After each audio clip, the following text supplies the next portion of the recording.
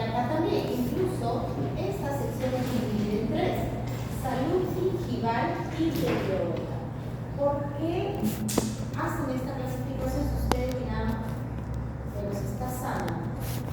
Que tiene que ver como la clasificación anterior que hablaba de tema normal. Pero ¿qué sucede acá? Salud, ¿qué quiere decir? ¿Qué entienden por salud? ¿Cómo? Si está sana, ¿cierto? Salud quiere decir que estás sana. Yo les doy un ejemplo. Imagínense un paciente que tuvo enfermedad periodontal. Ahora vamos a ver términos, pero periodoncia, periodontía, se le hace el tratamiento. Ese paciente es inclinado, se sana, está sano. Ya no hay inflamación, no hay enrojecimiento, no hay sangrado, ya no se sigue perdiendo otra vez la ósea. Está sano, pero su encía volvió a la normalidad. Esa encía que se perdió se recupera. Ese hueso que se perdió se recupera. No, pero es un paciente sano ya periodontalmente. Claro, es un paciente ya sano, pero que clínicamente tiene patrones y características de periodontitis. Pero en realidad ese paciente ya no tiene periodontitis. Antiguamente quedaba flotando. ¿Y nosotros qué poníamos en esta historia? Periodontitis laboral esternal o periodontitis tal. Porque había recesión, había pérdida. Pero hoy en día ese paciente ya no se puede catalogar como periodontitis, porque el término que hace referencia a inflamación del periodonto. Y quedaron en el aire. Por eso es que añaden esto: salud gingival y periodontal. Involucran los dos términos, pero lo colocan acá. ¿Por qué? Porque es un paciente que ya no tiene las encías inflamadas. Está sano, pero tuvo esa pérdida. Ya no se recuperó. Eso también es algo nuevo que se añade en esta clasificación como la sección de enfermedades periodontitis. Entonces, ¿cuántos aspectos nuevos vemos que tiene la nueva clasificación? Dos, ¿cierto? Añadir la sección de implantes y añadir el término de salud. Luego, involucra a enfermedades en la parte de la encía, gingivales. Y miren acá, lo que siempre se ha considerado como etiología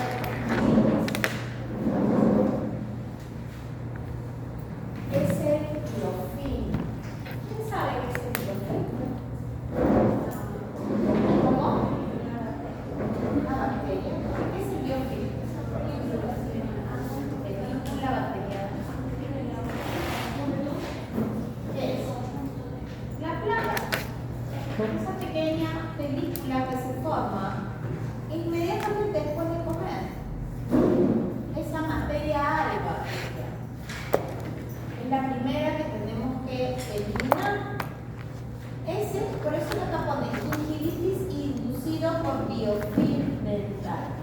Esa es lo más característico. La gingivitis se hace ¿por qué? Porque es placa bacteriana y produce esa inflamación de la encía inicialmente. Por eso se llama gingivitis. Pero miren acá, enfermedades gingivales no inducidas por biofilm. ¿Eso qué les lleva a pensar?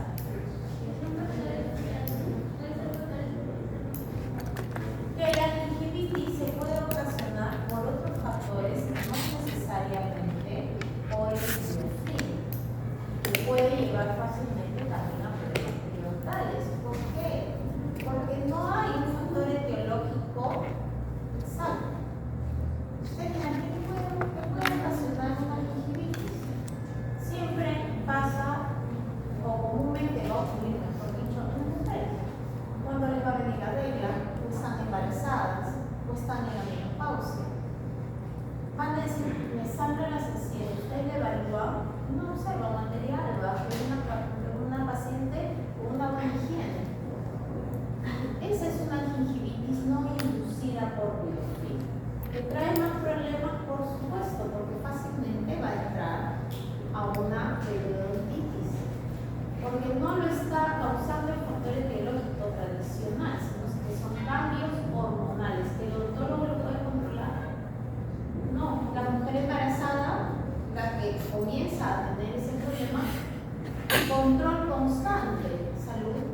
con el odontólogo para evitar justamente que progrese, porque eso es algo que no lo va a poder controlar.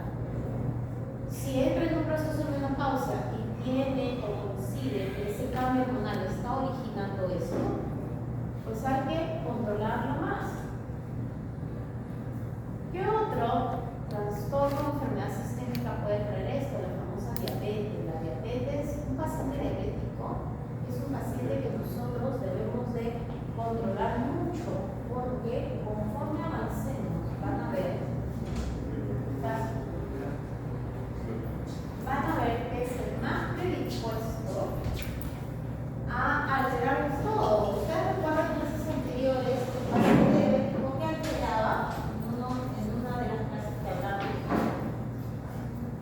en trastornos hematológicos. Un paciente diabético fácilmente puede tener un trastorno hematológico y también fácilmente va a hacer gingivitis. Entonces, si nosotros tenemos un paciente diabético que encima no tiene una buena higiene, rapidito progresa a una periodontitis.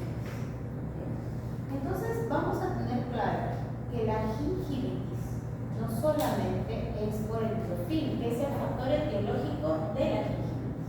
O sea, la materia alba, la placa dental, produce gingivitis, pero ya se contempla que hay otras causas de gingivitis no inducidas por ese biofilm. Luego, la periodontitis. Antiguamente solamente decía gingivitis o periodontitis, se acabó. Pero miren acá la clasificación. Enfermedades periodontales necrosantes. Anteriormente se dividía en gingivitis necrosante y periodontitis necrosante.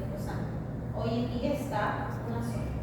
Pese que empieza con una gingivitis necrosante y progresa, pero hoy en día ya la consideran, o en la clasificación ya la denominan enfermedad periodontal necrosante. La periodontitis como tal, como progresión de una gingivitis. O sea, la periodontitis, a veces el paciente dice, ¿cómo llegué a este extremo?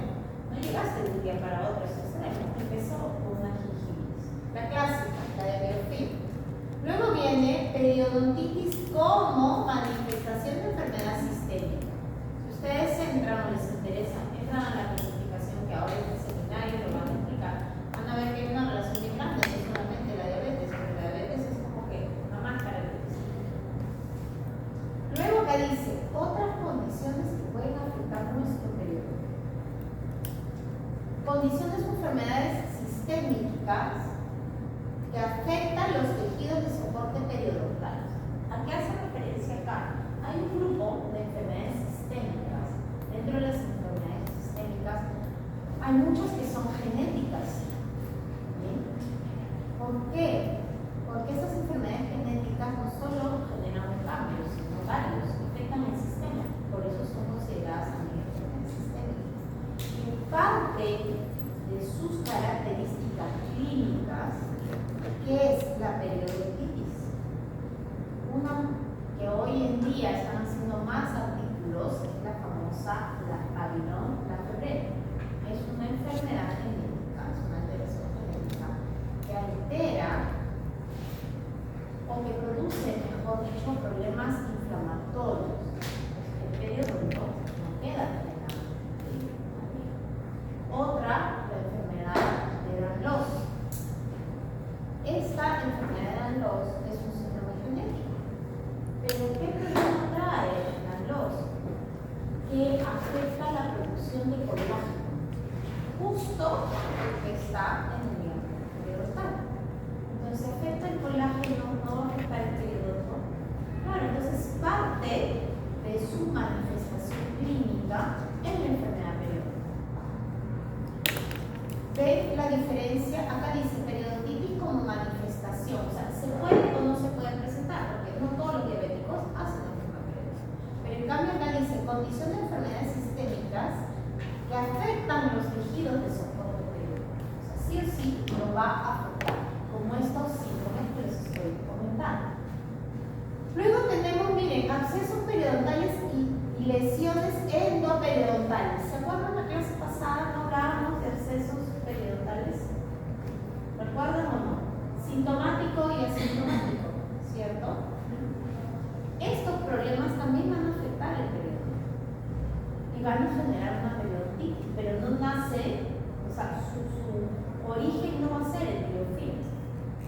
sino otro problema.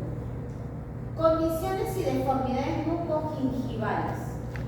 Estas deformidades que ya vienen predispuestas también van a hacer que el paciente tenga esta condición que fácilmente va a traer problemas periodontales. Fuerzas oclusales traumáticas. Algunos de estos puntos los vamos a ir desarrollando. Y factores relacionados con dientes y prótesis. Miren la cantidad de condiciones que pueden producir una periodontitis. Y estas periodontitis no van a ser generalizadas, sino van a ser localizadas. Y como les comenté al principio, condiciones y enfermedades periimplantarias que hablan de salud periimplantaria, y aquí, ¿quién creen que van a estar involucrados?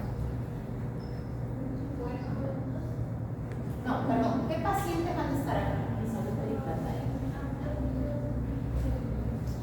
Pacientes que tuvieron mucositis o periimplantitis y que ya tienen la salud periimplantaria. Mucositis periimplantaria hace referencia a la inflamación de la encía que está alrededor del implante. Periimplantitis es cuando ya se ve afectado el hueso que rodea el implante. El implante es postintegrado, o sea, el implante prácticamente está rodeado del hueso. Si esto se ve afectado, la predisposición de que el paciente pierda el implante es grave. Entonces van a ver conforme empiecen a trabajar que van a llegar pacientes que se les ve una parte del implante, una parte de la boquita. Eso es normal. No se puede ver nada, todo, incluso eso queda cubierto, ¿no? Lo colocan y va a quedar, la encía llega a cubrir todo para que quede bien, no se note que haya un implante. Pero en ocasiones la encía se inflama y el hueso también empieza a inflamarse y se empieza a perder un poco de hueso. Eso hay que controlarlo inmediatamente porque el riesgo de que ese paciente pierda el implante es grande. Y también, como les dije al comienzo, deficiencia de los tejidos duros y blandos periimplantarios. ¿Quién va a tener esa predisposición mayor? El paciente diabético. Por eso que muchas veces un paciente diabético no es un buen portador de implante. Y si se decide colocarlo, es un paciente que va a tener bastante seguimiento, porque cualquier desbalance de su glucosa, a veces el paciente diabético dice, pero me comí un dulcecito, ¿qué va a pasar? No pasa nada, no pasa nada. Claro, no se siente mal, pero cada vez que tiene ese desbalance, su glucosa sube. Cuando su glucosa sube, ¿qué ocurre? Comienza a dañar diferentes órganos. Por eso dicen que la diabetes es una enfermedad progresiva. Y conforme avanzan los años, comienzan a tener más manifestaciones clínicas. ¿Por qué? Cada vez que han tenido esos pequeños desbalances, o se olvidaron de la pastilla, o no se colocaron su insulina, porque algunos son insulina. Claro, al instante no se sienten mal. Entonces, me siento un poquito cansada. Pero la dificultad viene porque esas elevaciones, así sean transitorias, dañan una parte de su sistema. Entonces, ahí nos viene el riesgo para nosotros. Por eso, si se decide colocar un implante, un paciente diabético, tiene que ser muy controlado, estar completamente seguro que es un paciente muy cumplidor de su tratamiento, de su régimen. ¿Para qué? Para que eso no fracase. Porque el paciente muchas veces, ¿a quién le echa la culpa? No asume su responsabilidad, sino dice, el dentista me lo hizo. A veces uno recién se da cuenta cuando empieza a trabajar y fácilmente dice, no, el doctor no lo hizo bien. Pero no asumimos nuestra parte de responsabilidad de no haber ido a tiempo, de no cumplir con las indicaciones. Nosotros siempre, me pasa a mí, uno le dice al paciente, mira, ya esta pieza está muy destruida, ya no estés comiendo toffees, canchas serranas si quieres comer por el otro lado, pero el paciente a veces tiene fracturaron hasta la raíz. Y es que no comí cancha serrana, pero comí, no venden estas habas, que son bien duras, pero comí habas. No es lo mismo. Comí un toffee, pero no era de Ibérica. O sea, uno hace referencia al toffee como tal. ¿Por qué? Porque es duro. Si ustedes han comido toffee, muerden, ¿qué pasa? Se queda pegosteado, ¿cierto? En una corona o en un diente ya se se ha restaurado y uno es consciente de que prácticamente no queda mucho tejido dental, pero el paciente se olvida. ¿Y a quién le echa la culpa? Al dentista. No dice, el dentista me advirtió. Dice, no sé, me lo hizo mal. Por eso es que debemos de tener mucho cuidado con el paciente diabético o que ya tiene ciertas condiciones. Yo no le digo que se aprendan todas las enfermedades. Por último, uno les tiene anotadas, ¿no? Ya, el paciente tiene esto, por tal motivo puede tener aquello. Y esto es lo que incluye esta clasificación, porque no crean la enfermedad periodontal. Yo cuando estudié bajo la otra clasificación.